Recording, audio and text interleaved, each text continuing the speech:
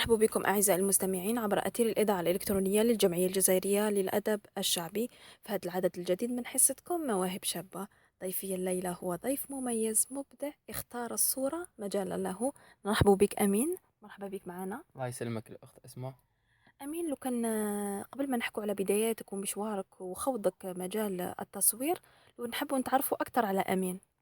حاجي محمد أمين، عندي 20 سنة في عمري. فوتوغراف بديتها في 2013 ونحب بزاف صوالح منها الفوتبول منهم. نحب بزاف صوالح ماشي غير الفوتوغراف، بصح هي اللي شغل لاميور عندي هي في الفوتو. أكثر أيوة. تهتم بها أكثر. وي. أمين، لو كان تحكي لنا شوية كيفاش بدأت بداياتك مع مشوارك مع آلة التصوير، حكي لنا كيفاش بدأت. البداية كانت شوية صعيبة وكانت فيها صعوبات، وراولي بزاف ناس هذا مساحة. مهم. وشفت كان كاين واحد وليد حومة الله يذكره على خير، كانت عنده سوارة، كان يصورني، كان يصور الغاشي. هكاك بديت نحب انا الفوتوغراف كي كنت نشوفه كيف يصور، شريت سوارة وبديت نتعلم بالعقل. بديت نخدم الاولى بمود اوتو، بعد بالعقل بديت نتعلم مانيير حتى دخلت كي قريت درت ستاج تاعي.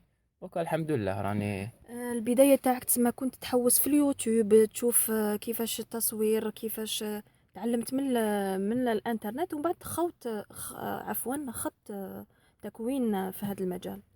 وي صح، هذه تعلمت في اليوتيوب بالعقل. تعلمت في كاين بزاف صوالح يوريولي، كاين ناس بزاف وراولي يعطيهم الصحة ومنهم تعلمت. مهم. ودوكا الحمد لله. مع الأول قلت لي أمين أن واجهتك صعوبات، وش تقصد بالصعوبات؟ ما كنتش عارف ندير لا ميزوبوان، ما كنتش عارف ندير الفوكس مليح، ما كنتش كاين بزاف صوالح ما كنتش نعرفهم في الصوالة، وكي وراوهم لي باش تعلمتهم. تعلمت.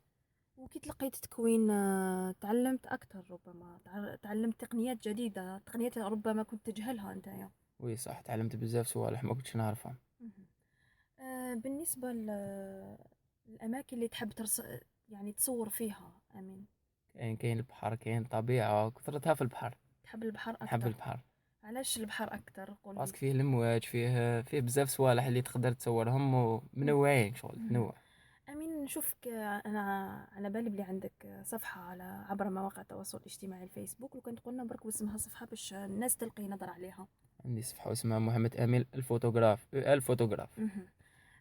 نشوف باللي تحب بزاف لو فون بلون الأبيض في حياتك، وكذلك نوار. نوار. وشنو هو السر في ذلك؟ هذوك هما صح يصوروا بهم بزاف ناس شغل لي بروفيسيونال اللي يخدموا بهم في ستوديو. هذوك هما شغل لي، هذوك هما الشغل تاع التصويره. مهم.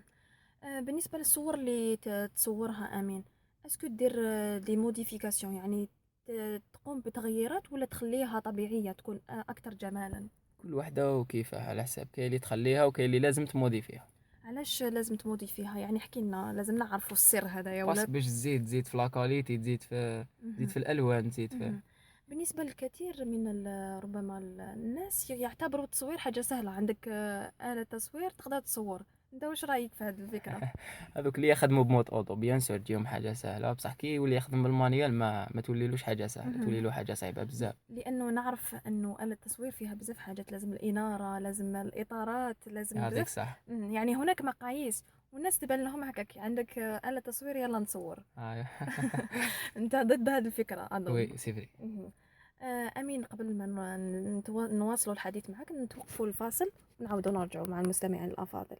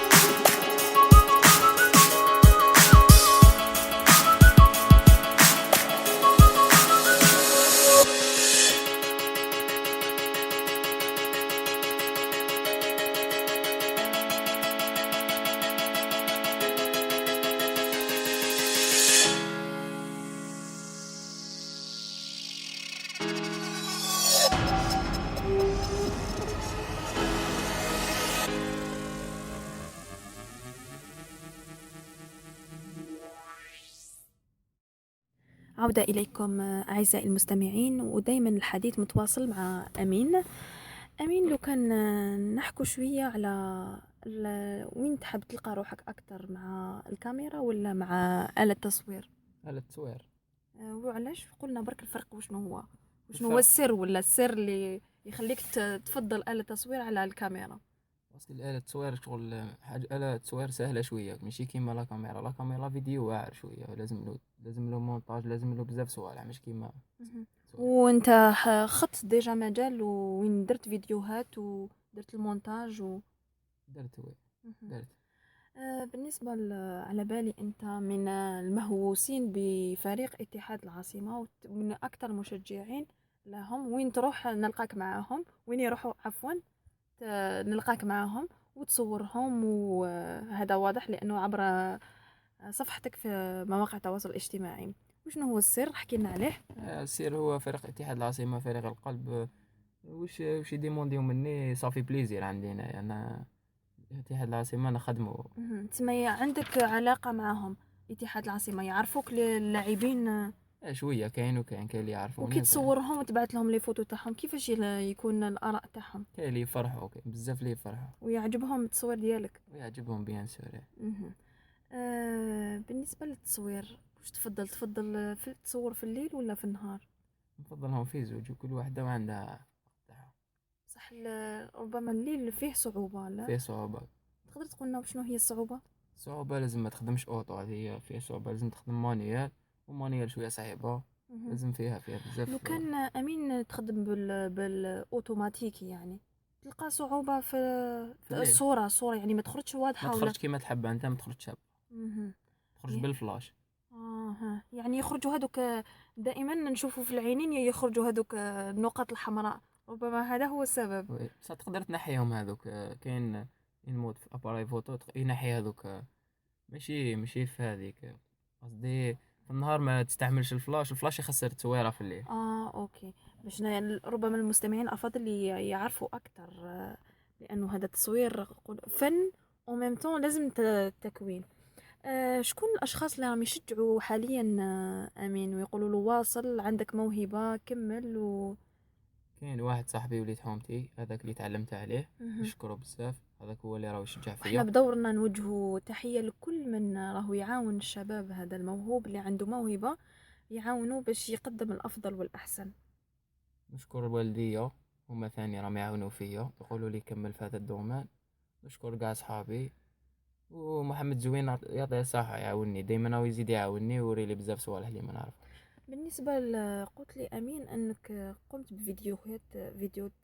فيديوهات عفوا الفريق، ربما مش فريق يعني فرقة. فرقة شابة، هما مغنيين. كيفاش جات الفكرة هذه تاع تسجل لهم فيديو كليب؟ هما عرضوا عليا هذا العفسة، صافي بليزير ليا. انا رحت، شغل كانت عندي هذيك هي المرة الأولى اللي راح نبدأ أول فيها، محاولة؟ أول محاولة، وتعلمت منهم وراو لي بزاف صوالح، والحمد لله دوكا. وكيفاش لقيت الصدى تاع الناس؟ عجبهم واش قمت به، واش قدمت يعني، ولا شوية الم- انتقدوك ولا؟ المرة الأولى ما عجبهمش بزاف، بصح دوكا الحمد لله راه عجبهم، خدمة تاعي راه عجبتهم الحمد مهم. لله. يعني تطورت من نفسك أكتر. طورت. مهم. بالنسبة للانتقادات، ربما تتعرض في حياتك لمجموعة من الانتقادات، يشوفوا لي فوتو يقولوا لك وانت ما عندك حتى علاقة مع التصوير. وي سيفري، هذه وين في كلش كاين، هذه في مهم. كاع. كيفاش امين يتقبل ما يتقبلش؟ ولا غير نورمال تجيني حاجة عادي. ما تزعفش، ما تقولش عليهم نو، يقولوا لي ما هكا. نزعفش. وقت هذاك الانسان ما عجباتوش تصويرتي، من حقه، هو راه من حقه، ما عندي ما نزعف بصح عليه. ربما يعني شوية يكون عندك شعور، يقول عليها، تقول عليه في نفسك، تقول علاش هذا راه يقول لي هكا، وانا راني في بداياتي، لازم يشجعني، لازم. ايه واش دير، معليش، هي كل واحد واش يعجبه. صح، انت دايما عندك امل يعني. دايما عندي امل ما الحمد تخليش لله. الاشياء السلبيه تحطمك. لا الحمد لله. ان شاء الله يا ربي، نتمنى لك انا التوفيق والنجاح في هذا المجال. وش راك تطمح حاليا امين؟ وش راك تطمح؟ لا غير الامنية تاعي نكون مصور اتحاد العاصمة. دائما مع الكره، ان شاء مهووس الله. بالكره نتايا. قلت لي امين مسبقا انه تحب تكون مع البحر، ولانه البحر هو الهدوء، هو السكينه، تروح معاه في يعطيك صح. بعيدا. نتايا تفضل البحر. وشنو هي الأماكن اللي تركز عليها لو كان تاخد زعما صورة في البحر؟ يعجبوني الأطفال الصغار هذوك اللي يلعبوا برميلة، مهم. يعجبوني اللي تعجبني اللي يعوموا في البحر، اللي يعوموا في البعيد، اللي يعوموا مهم. في القريب، تعجبني الأمواج. كذلك ربما الصخور اللي تكون بين الصخور الأمواج هذا عندها صح، تعطي صورة تعطي أكثر صورة جمالا. جميلة. مهم. أمين، ربما يقولوا إنه أنت أسكو تفضل تكون توجد روحك وتصور الأشخاص، ولا تخلي كلش على الطبيعية، أشياء طبيعية وتصور؟ نخلي أشياء طبيعية. ما تحبش توجدهم تقول لهم راح نصوركم، تخليهم على غفلة وتصورهم؟ نخليهم على غفلة، بس التصويرات تاع الغفلة هي اللي دايما تخرج شابة.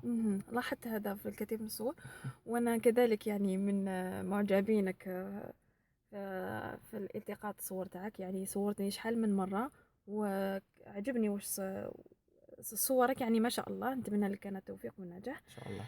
قبل ما نختموا نخليكم انتم مستمعين الأفاضل مع فاصل ونعود نرجع معكم. وصلنا إلى ختام هذا العدد من حصتكم مواهب شابة، على أمل أن نلتقي إن شاء الله في عدد لاحق. ونقول لكم أنتم أعزائي المستمعين اللي حبيتوا تعرفوا أكثر على أمين، ما عليكم غير تزوروا صفحته على مواقع التواصل الاجتماعي اللي هي أمين الفوتوغراف. مع أنه ضيفي الليلة كان جد خجول ومتوتر لأنه أول مرور لي عبر إذاعة، ولكن مع هذا كان حوار شيق وممتع. نشكرك أمين على الحضور معنا، ونتمنى لك كل نجاح. عندك الكثير والكثير مما ستقدم في هذا المجال، فأنت مبدع وفنان.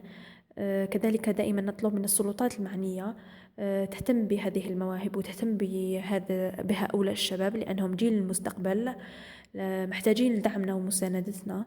كذلك كل الشكر والتقدير لرئيس الجمعية الجزائرية للأدب الشعبي، دون أن أنسى الصديقين والزميلين كمال الجزائري وسليمان قاصد. كذلك اليوم تحية خاصة إلى أستاذنا وشاعرنا وعمدتنا من دولة ليبيا الشقيقة، أستاذي صالح الرياني. كل الشكر والتقدير لك وشكرا على الدعم والمساندة. كذلك اليوم دون أن أنسى أحد، كل الشكر والتقدير إلى كل أحباء والأصدقاء من كل الولايات دون استثناء، باش ما تلومونيش وتقولوا لي نسيتينا، من شمال الجزائر إلى جنوبها، من غربها إلى شرقها. شكرا على الدعم، شكرا على المساندة، دايما واقفين معايا، دايما تدعموني، دايما متابعين أوفياء لحصة مواهب شابة.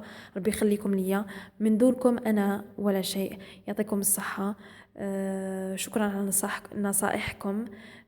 نتمنى لكم ليلة سعيدة وفي أمان الله. إلى اللقاء. كانت معكم